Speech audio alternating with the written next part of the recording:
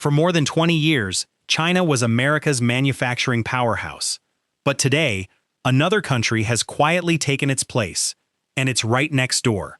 This shift is changing global trade, supply chains, and the future of the world's economy. Imagine you're a procurement director at an American appliance company. It's February 2020. You've been ordering compressor units from the same factory in Guangdong province for 9 years. Same terms, same lead times. 38 days, door to door, from the assembly line in Foshan to the distribution center outside Indianapolis. The factory runs 2 shifts. The relationship is reliable. You know the regional manager by name. Then, over a single weekend in late February, the factory goes quiet. Not just yours. All of them. The industrial zones around Guangzhou and Shenzhen go into lockdown simultaneously. Workers can't get in. Components can't move. Ships at Yantian port begin loading at 30% of normal capacity. You wait. You absorb the early delays. That's what supply chains do. Absorb shocks, temporary disruptions, short-term pain. But the ship carrying your March inventory never leaves. By May, you're rationing units to your largest retail partners.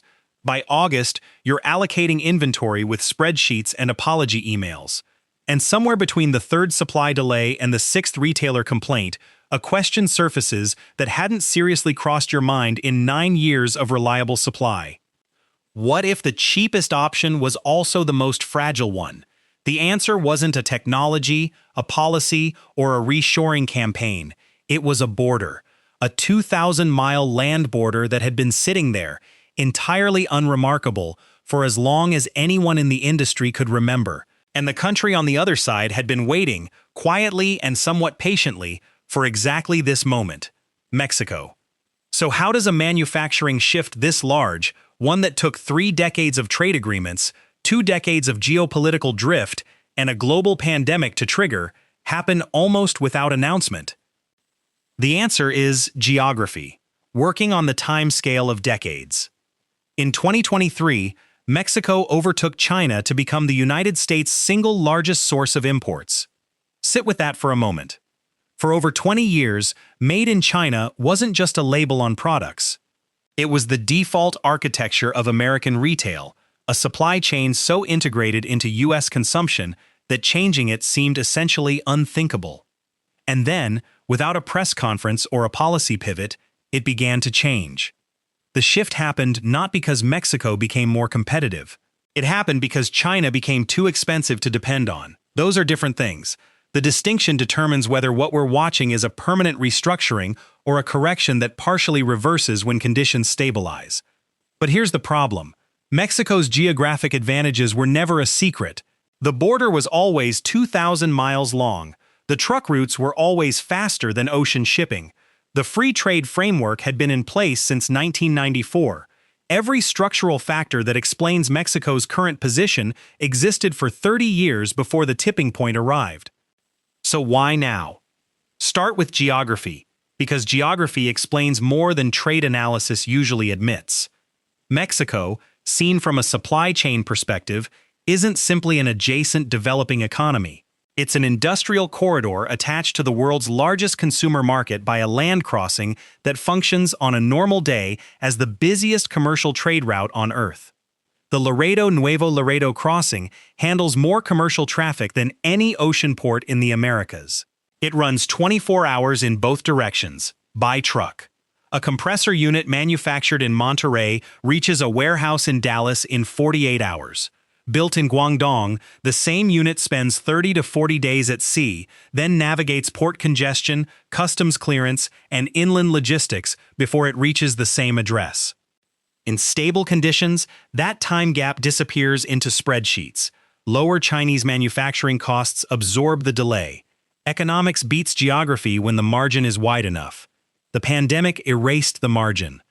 When ports backed up, when ships anchored offshore for weeks waiting for dock space, when Yantian port ran at 60% capacity for months, the 48-hour truck route became worth something no procurement model had ever priced. It became worth reordering in 2 weeks instead of 2 months. Worth a supplier in the same time zone, worth a factory floor you could inspect without a 14-hour flight. Proximity had always been an advantage. The pandemic made it a competitive necessity. And that's where the story gets weird. Because NAFTA had already tried to build exactly this supply chain 3 decades earlier. When the agreement went into effect in 1994, the theory was clear: reduce tariffs, integrate Mexican labor into American production networks, and watch manufacturing migrate toward the border. It worked, partially. Maquiladora zones in Juarez, Tijuana, and Reynosa filled with factories making auto parts, electronics, appliances. Cross-border manufacturing became real infrastructure. But the explosion of Chinese manufacturing in the early 2000s absorbed most of the demand that NAFTA was designed to channel northward. China wasn't competing with Mexico on proximity. It was competing on scale, and on scale there was simply no comparison. Shenzhen in 1980 was a fishing village of 30,000 people. By 2005, it was a city of 9 million, with the densest concentration of electronics manufacturing capability in human history. The supplier ecosystems, the component networks, the infrastructure built specifically for export manufacturing at industrial scale, none of that existed in Mexico, and none of it could be replicated quickly. Trade coverage usually attributes Mexico's loss of that decade to wages. The wage gap was real, but it wasn't decisive. The decisive factor was supplier density. A factory in Monterrey that needed a specific capacitor or a custom housing had to import the component, often from China itself. A factory in Shenzhen could source the same component within a 2-hour drive. That's not a labor story, that's a geography of manufacturing story. That should have been the end of Mexico's window. It wasn't. Starting in 2018, 3 external shocks dismantled the cost logic that had made China's industrial density worth the distance. I went through the foreign direct investment data from 2017 to 2024, and one pattern kept appearing with unusual consistency. Surges in Mexican manufacturing investment tracked almost exactly with moments of US-China friction, not gradually, in lurches. The first lurch, tariffs. Beginning in 2018, additional levies on Chinese manufactured goods entering the United States ranged from 10 to 25% by category.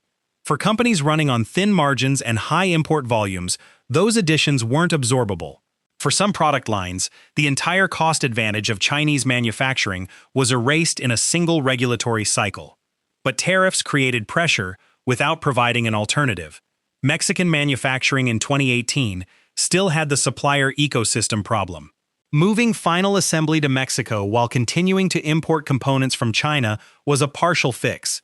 The deeper solution came with time and capital. Between 2018 and 2024, foreign direct investment into Mexican manufacturing roughly tripled. Companies weren't just opening assembly plants, they were building supplier networks around them, constructing, slowly, the industrial density that had made Shenzhen so difficult to replicate. The second shock, the pandemic. Supply disruptions didn't just delay goods. They exposed, with a clarity no analyst report had managed in 20 years of warnings, that for semiconductors, pharmaceuticals, and critical electronics, the United States had allowed near-total dependency on a single geographic region. When that region went offline, no backup existed. The third shock is harder to date because it's still running: the deterioration of US-China political relations. By 2022, the question wasn't only about tariff costs. It was whether American companies could build 10-year investment plans around manufacturing infrastructure in a country that U.S. foreign policy increasingly treated as a strategic competitor. Investment planning requires certainty. That certainty was gone. If this kind of analysis, where geography and trade structure do more work than political decisions, is useful to you, the like helps this channel make more of it. All 3 shocks landed within 6 years. For supply chain planners running the numbers in 2023, Mexico's geography, underweighted for 3 decades, began dominating every spreadsheet. But the question that changes the meaning of this entire story is, who exactly is doing the investing? A significant share of the capital flowing into Mexico's new industrial corridors isn't American, it's Chinese.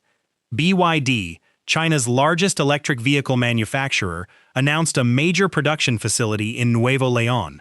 Chinese appliance manufacturers, battery producers, and component suppliers are setting up operations across northern Mexico in facilities designed to export to the United States under USMCA's North American Trade Framework. The political logic behind the tariff regime was to reduce American dependency on Chinese manufacturing. The practical effect, in part, has been to move Chinese manufacturing to Mexico, where it acquires a different trade classification. The factories didn't disappear. They found a new address, an address that sits on the right side of the tariff line. The USMCA has rules of origin requirements designed to prevent pure pass-through. Goods must contain a meaningful percentage of North American content to qualify for tariff-free treatment. Enforcement is the harder part. The 2026 USMCA review currently underway in Washington is, in significant part, a negotiation about where those thresholds sit and how rigorously they get applied. Here's the take that will probably generate some pushback. The nearshoring boom, as currently structured, is at least partially a relabeling exercise. American companies reduced their exposure to Chinese geopolitical risk. They didn't necessarily reduce their exposure to Chinese manufacturing capability, they added a Mexican address to it. That's not nothing. A factory in Monterrey is politically different from a factory in Shenzhen in ways that matter to governments. But it's worth being precise about what actually moved and what simply changed its zip code. That's not a coincidence. That's trade architecture being stress-tested in real time. The workers filling these factories are the part of the story that investment data doesn't capture. The industrial corridors of Nuevo León, Coahuila, and San Luis Potosí are staffed largely by internal migrants, workers who moved north from agricultural communities in Oaxaca, Guerrero, and Veracruz for wages lower than what construction work in Texas pays, but 3 to 4 times higher than subsistence farming provides. What's most surprising about Mexico's nearshoring moment isn't the factory count or the total investment figure, it's what the internal migration suggests about pressure at the border. The boom may have done more to reduce northbound migration than any enforcement campaign in the past decade, not because it closed the income gap between Mexico and the United States, but because it created a closer rung on the income ladder. Put yourself in a factory worker's position in Monterrey right now. The pay is better than anything available at home. The city is growing rapidly, strainingly. The electric grid cuts out during heat waves because industrial demand is outrunning grid capacity. The water table is dropping under a city that was not built for this kind of density. What do you think?